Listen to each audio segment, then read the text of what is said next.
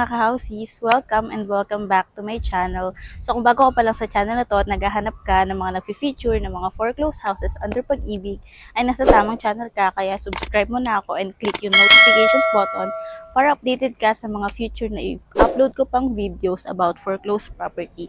So ngayon, nandito tayo sa Calamba Park Place and meron tayong foreclosed property dito sa may Phase 1, sa may Calamba, Barangay Makiling, Calamba, Laguna. So, bagong lahat, disclaimer lang na hindi nga pala ako anyhow affiliated kay Pag-ibig. Ako ay ordinaryong tao lang din na naghahanap ng mga foreclosed properties under Pag-ibig.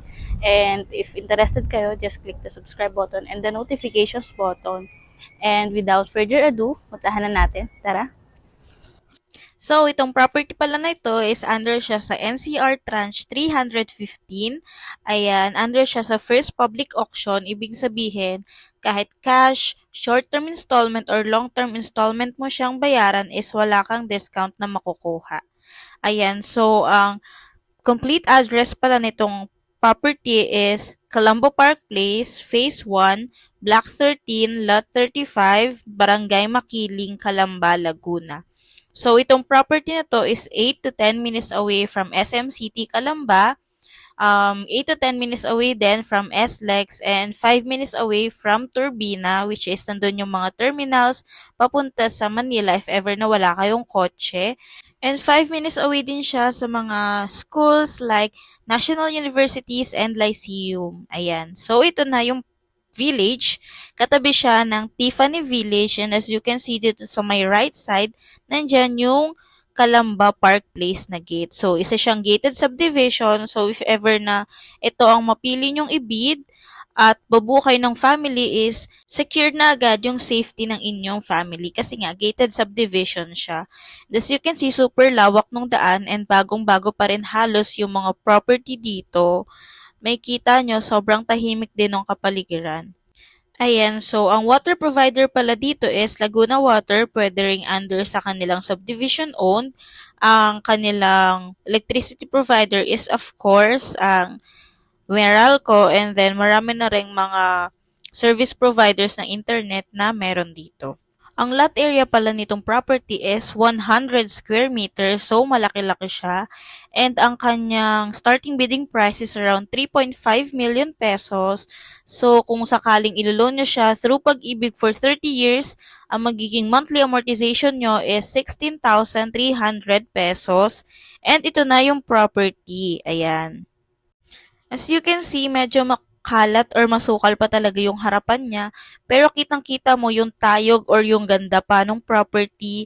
Kumbaga, tingnan nyo naman, di ba? Super aesthetic niya pang tingnan, konting linis lang talaga sa harap, is good to go na siya. So, ito nga pala yung environment. Ito makikita nyo yung nasa harap niya. So, pinaayos siya. So, pag pinaayos siya, is super ganda talaga ng property. Magandahan dito sa property na to is siyang single detached. So, ibig sabihin, wala siyang kadikit. O, diba? Kung makikita nyo, stand-alone siya. Hindi siya nakadikit sa ibang bahay tulad nung iba na naka-foreclose. And tingnan nyo naman yung lawak pa nung harap. Super lawak pa. Kung gusto nyong ipa-extend into a garage, go na go kasi super lawak niya pa nga. And ito yung gilid niya. Ayan, as you can see, meron siyang sliding door pa doon. O, diba? Pwede nyo pang gawa ng mini lanay. Or sa inyo, kung depende kung ano yung gusto nyo, pwede ring garden or whatever na gusto nyo. Ayan. So, ganyan. I-quick montage. Wow. Ko lang yung property, ganyan siya kalaki. Super laki pa talaga niya, mga ka-houses. Mamaya pala, ipapakita ko sa inyo yung loob niya kasi medyo masukal dito at nakakatakot baka may ahas. So, nakakita ako ng isa na pwede nyong makita yung loob para makita nyo naman if ano yung itsura niya sa loob. Pero as you can see, this house is worth 3.5 million talaga. Every penny nyo is worth it kasi super ganda ng property. Property dito banda. Yan. So, nakahanap kami ng medyo malinis. Parehas naman siya ng loob. So, try namin na videohan yung loob para sa inyo. So, ayan. Ito yung loob niya. Ganyan din siguro yung loob dun sa kabila. Ayan.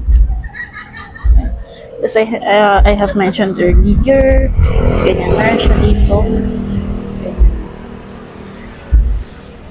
sliding door. So, ayun, if interested kayo sa property na to dito sa Calamba Park Place is, ilalagay ko dito yung full details. I-post nyo na lang para makita nyo yung full details. So, ayun lang. Sana inatulungan ko kayo sa paghahanap nyo na naman ng mga foreclosed houses for this year. And if you do, just hit the subscribe button and the notifications button para updated kayo sa mga video na i-upload ko pa in the future. And ayun lang. Hanggang sa muli mga ka-houses. Paalam!